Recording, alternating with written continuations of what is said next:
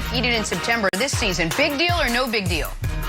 No big deal. Everything has to fall. And then you look at this year, you said it, the Cleveland Browns. That's your team, Nick. You got Baker Mayfield. You like this team. This is going to be the year that it's going to be a tough September for the Kansas City Chiefs. And then you have the Baltimore Ravens, and the biggest question mark there is, can this offense ascend? What are we going to do with the passing game? What are we going to do there? If they can ascend and if they go to the next level, then it could be scary, not only for the Chiefs, but for so many other people in the National Football League. And then Justin Herbert, week 3. Week 2 last year, you guys had to go to overtime, and Butker hit a 58-yarder to win it. So this is going to be an interesting September for Patty Mahomes and the Kansas City Chiefs, and also Nick James Wright. So this is no big deal. Yeah, it is going to be interesting because it is a big deal because the Chiefs are going to go undefeated in September once again. Like, what are we talking about here? How many times has Mahomes lost to Herbert? Never. How many times has he lost to Lamar? Never. How many times has he lost to Baker? I think maybe once in college. We got to look it up. Might have been an Oklahoma-Texas Tech game, but since then, never. Not as a pro. And it's not just the 10-0. It's the 32 touchdowns, 0 interceptions that really jump off the page at you. I am delighted the schedule makers gave the Chiefs the toughest part of their schedule right in the beginning of it, because it guarantees the Chiefs get the tiebreaker against the Browns, the tiebreaker against the Ravens, start in the division 1-0. So I love it. It's a big deal, much like Andy Reid off a bye in the regular season. Some of these numbers, the sample size is getting greater and greater and greater to where you have to believe it. So Wilds, I say this is absolutely a big deal, and if I'm the Browns or the Ravens particularly, I'm none too pleased with the schedule makers putting us week 1 and 2 against Kansas City. See, I would like playing Kansas City because I want to be tested right off the bat. And here's what you guys need to do. If you're playing the Kansas City Chiefs, do what Todd Bowles did. You got to attack and get to Patrick Mahomes because nobody did it last year. Last year, Browns, 1 sack, Patrick Mahomes. Ravens, 0 Chargers, just 1 sack. Week 17, Mahomes didn't play. So, guys, get to the quarterback. Clowney, hello, wake up, put on the Browns uniform, try to get to Patrick Mahomes. You guys can win the game. Wilds with the big deal. All right, let's head to the AFC North. So the aforementioned Cleveland Browns set to play the Ravens twice in a matter of 3 weeks with their bye week in between. Meanwhile, Ravens have a meeting with the Steelers sandwiched in between the games against the Browns. I like sandwiches. Brandon, the Browns playing the Ravens twice with the bye in between. Big deal or no big deal? Oh, this is a huge deal, Jenna. I mean, you got to think about what happens during those bye weeks. This is a time where you can self-reflect. This is a time where you self-scout. So the things that you don't do well, that's what you're working on. You're studying other teams in those areas that do it at a high level. Also, you get extra time to prepare.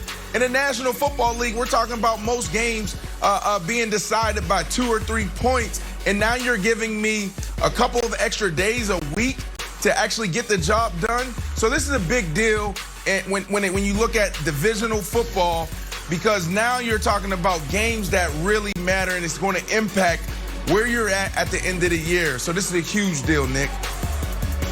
Yeah, I totally agree. I don't think it's that big of a deal that they play twice in 3 weeks. That happens occasionally.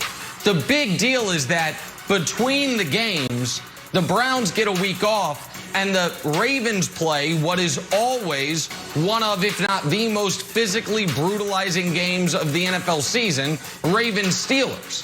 And so this is, let me give you a college football analogy. Alabama has been very smart. Every year, right before the Iron Bowl, their game against Auburn, they always schedule Citadel or someone similar.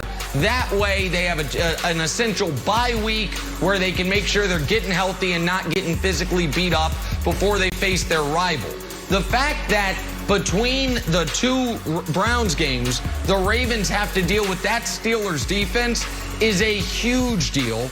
and the fact that the Browns, and not only do they not have to deal with the Steelers defense, they get a week off to, as Brandon said, self-scout and correct or change the things they need to change from the first matchup. I think this is one of the most important scheduling quirks of the schedule release from a couple nights ago.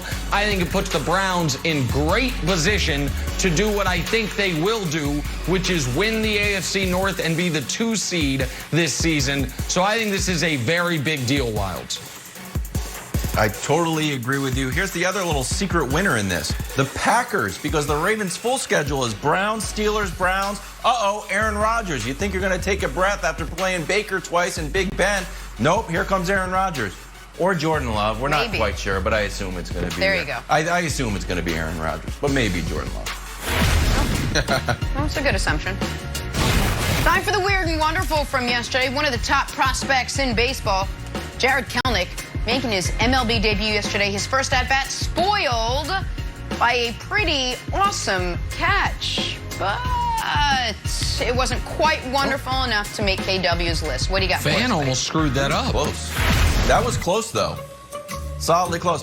All right, Nelson Cruz. Look, there's plenty of rally hats. Sometimes, desperate situations, just throw on the full-on rally cooler. He actually did this in Minnesota once, so great job, Nelson Cruz. I hope it catches on. Also, great product placement for Gatorade.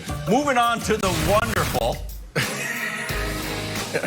You know what? Oh, this is great. Once you're really in sync with your teammates and you got a little bit of a weird pitching motion, let Vladdy help you out here. I think it's just good for overall team chemistry and just solid move. I love baseball. And then finally, I feel like that's distracting. it's our favorite play and our favorite rule quirk. If you throw the ball and you touch it with your glove, it ends up being a triple, yet baseball players continue to do it. Either we should change the rule to encourage this sort of stuff, or stop throwing your glove at the ball like a little league. It's a terrible Regardless, throw. that's the weird and wonderful from the National Pass. Also terrible throw, good point. I have a complaint to register, if I may, Wilds, for weird and wonderful. It's been great. Yeah. I love it. But we're now on 9 consecutive shows without La Tortuga.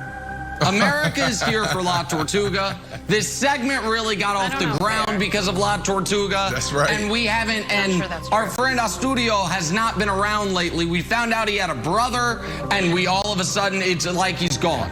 So can you next week, can we get La Tortuga back into this, please? It's on me. That's on me. We That's need good him. leadership from you. That's on me.